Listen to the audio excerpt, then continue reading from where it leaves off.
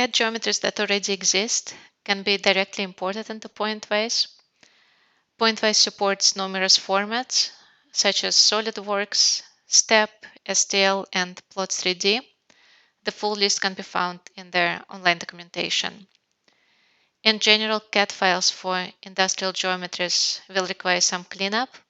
They might contain discontinuities or invalid surfaces, and that can cause issues with the generation of both traditional and NURBS-based meshes. The degree of cleanup is directly related to the geometric complexity of the model.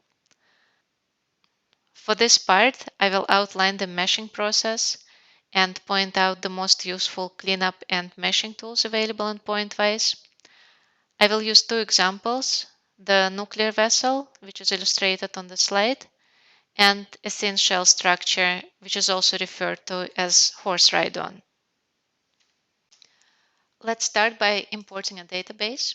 So we go to Import, select Database, and right here I have an STP file for the thin structure. I'm going to use the default settings, so nothing changes, and we can see the outline of the structure right here. For a clearer view, we can also select a flat representation, and that's how it's going to look like. For large and complex databases, it can be very useful to create some layers. It's a pretty straightforward process. You just select what you want to have in a layer and go to Layers. There you have to assign a target layer number. I'm going to go for 1 and hit Apply. So in this case, I have created a layer which contains the original geometry, and I'm going to name it Database and hit Enter. So now if I deselect the layer, everything disappears. Let's go back to the list.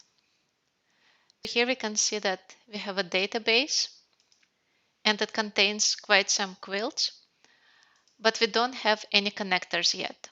To create the connectors, we are going to select everything again and hit Connectors on Database Entities. So now the connectors have been created and we have 134 of them. This is a very useful automatic feature included in Pointwise, and I highly recommend using it. I think now it's a good moment to select our second example, the nuclear vessel geometry. So I'm not going to save any changes, so I'm going to say no. And I'm going to select the vessel project.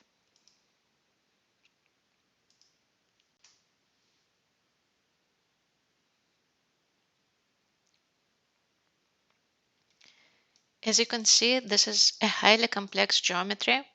Therefore, the use of layers is essential for this example.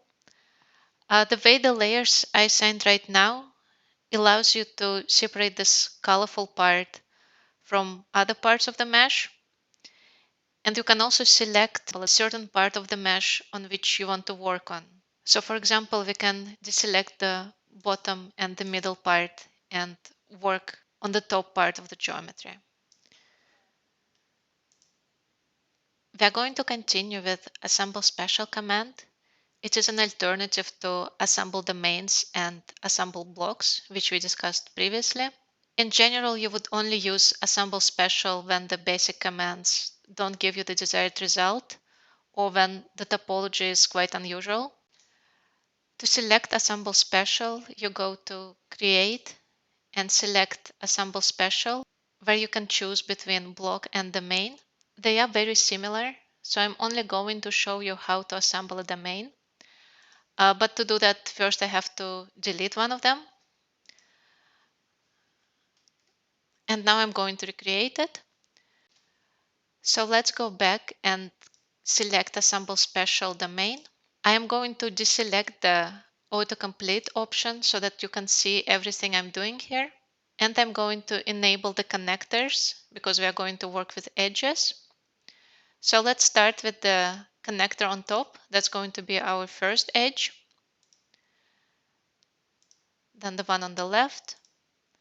And this one is what makes it special in this case. This edge will consist of two connectors. With Assemble Special, you can easily specify them, and that might not be the case with the standard Assemble Domains command. So now it remains to select the last edge, and we have completed our domain. So we can hit OK. Let me rotate the vessel a little so we can have a better view of the new domain. You can see that it has a wireframe representation and is shown in green. The green color indicates that the domain does not lay on the database yet, so it doesn't completely match the original geometry. It's a very common problem that fortunately can easily be solved using projection. The project command is located under Edit, and right now it's shown in gray. There are two reasons for that. First of all, we haven't selected the domain yet. And the second reason is that the layer that contains the quilts on which we want to project our domain is not enabled yet. Let's start with the layers.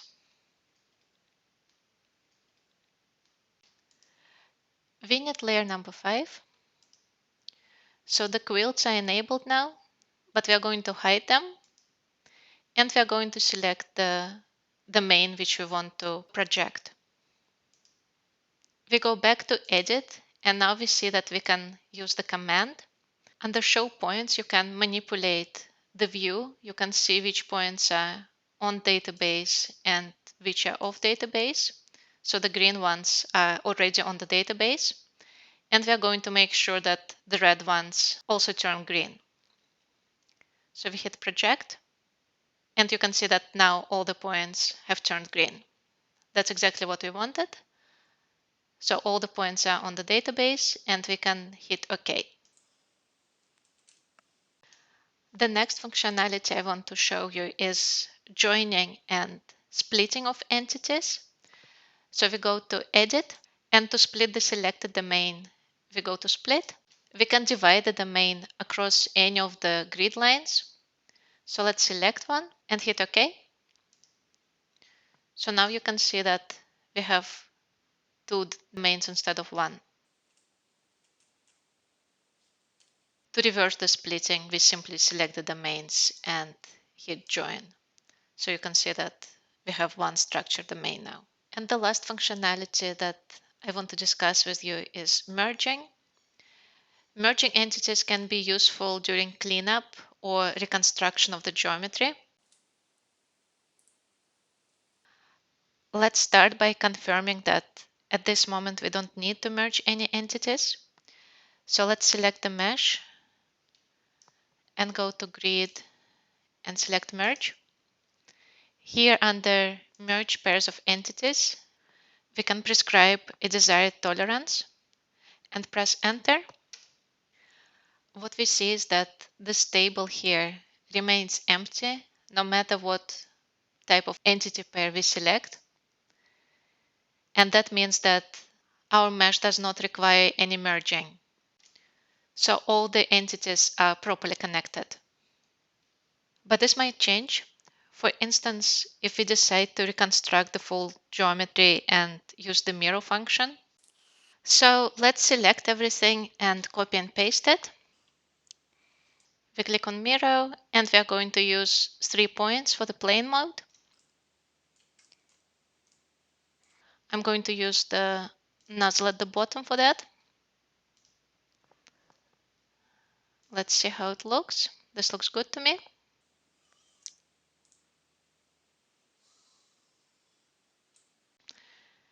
And now we can check again if any of the connectors or nodes are not properly connected.